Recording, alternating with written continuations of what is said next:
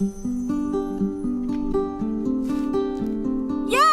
cried the witch. And they all clambered on.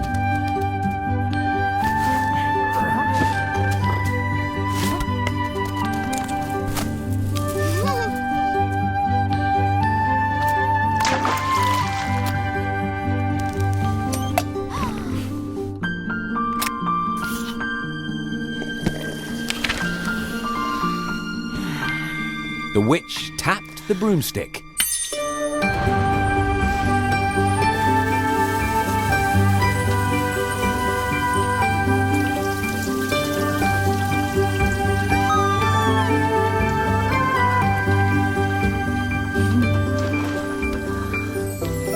And whoosh!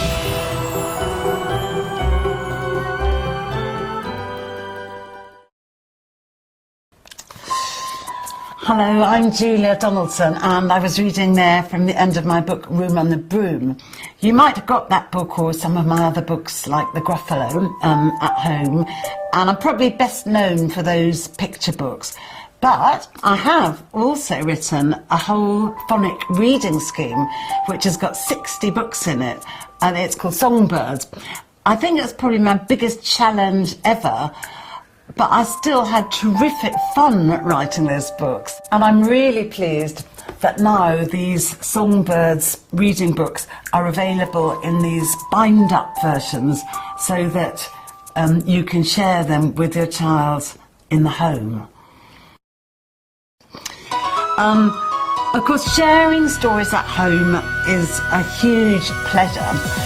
I often get asked about how the best way to go about it is and what tips I could give to people how to share stories with their child and improve the child's reading.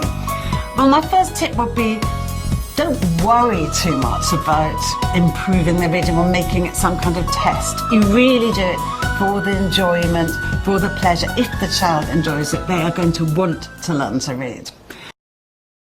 My second tip would be to try and include a number of rhyming stories. This will introduce the child to a lot of patterns and repeated sounds, like here we've got the witch had a cat and a very tall hat, long ginger hair which she wore in a plait. So your child will start to recognise these sound patterns, which are going to be very important when they are learning to read. And then of course the other great thing about rhyming books is that the child just learns the books off by heart. I so often get parents saying, oh, my child can recite, one of your books. And what then happens, the child learns the book before they can read, but when they can read, they go back to that book and they realise they can decode these bits they know off by heart. They think, oh, that's how you write hat or cat or plaid. So rhyming books, very good idea. Another thing you could do is to act the stories out a little bit with your child, taking turns to do the different voices. I'll try and give a little demonstration. This is another of my books, The Highway Rat. This is a highway rat. He's a very wicked character and he steals food from poor, innocent travellers. So, you could maybe act the highway rat. I think actually perhaps your child would probably like to be the highway rat, and you could be the innocent traveller. On this page, this is about a rabbit. You could say, I have no cakes, the rabbit replied. I just have a bunch of clover. Huh? hand it over, and your child could say that bit. Another thing to remember is that it doesn't have to just be stories. There are lots of good joke books out there, nothing wrong with them. There's good non-fiction books, there are poetry books that children often like. And I think it's a really good idea as well to get a comic delivered. I think there's nothing like that thrill when something addressed to your child arrives on the doormat. Now, you don't just have to read at home, and I think the very, very best place for your child to discover their own reading tastes is in the local library. Your child doesn't even have to be beginning to read, they don't even have to be able to talk. Take them out to the library, and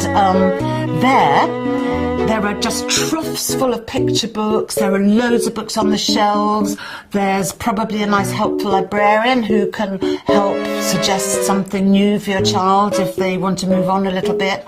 For very little children, there are lots of great rhyme time sessions going on in libraries.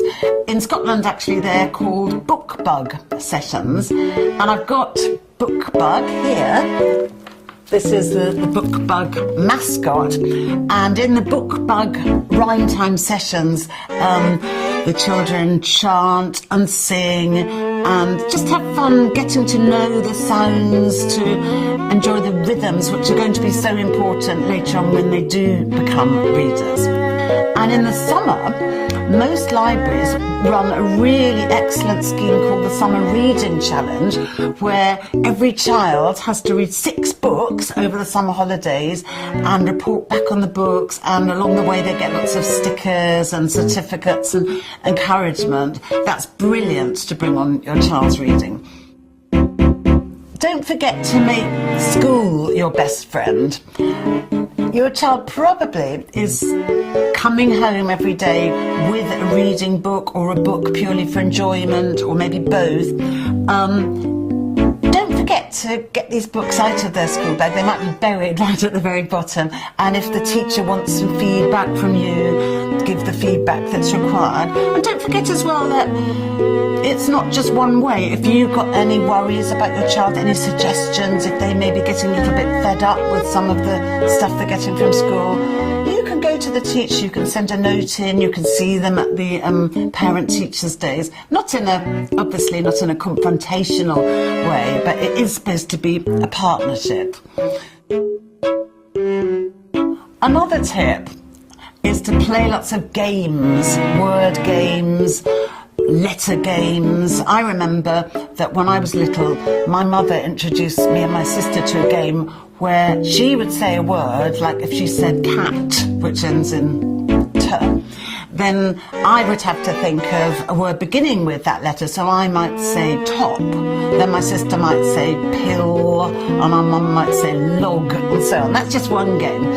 I think if you go out a lot with your child, then that's a great place to make up your own games. You could just play I Spy, which is a brilliant way of enjoying sounds and letters. Maybe just looking at all those cars with number plates, you might think of games around the letters in the car number plate. My own children loved looking at advertisements and road signs, and I remember that one of my sons, when he was little, he said, "Look, Mum, it says Kitty Kenter." And I thought, what's Kitty Kenter? And then I realised it was city centre, and he hadn't yet learned that a C can have 2 different pronunciations. Of course, the games don't have to be about sounds and letters. They can just be about stories. You can enjoy stories anywhere. I don't think when my own children were little, we ever went for a mountain walk without crossing a bridge and playing the 3 Billy Goats Gruff. Someone would have to go under the bridge and be the wicked troll, and the others would take turns going over the bridge and being little and middle and big Billy Goat Gruff. And I now get so many letters from people telling me that they spend their weekends going on gruffalo hunts. So maybe that's another thing you could do.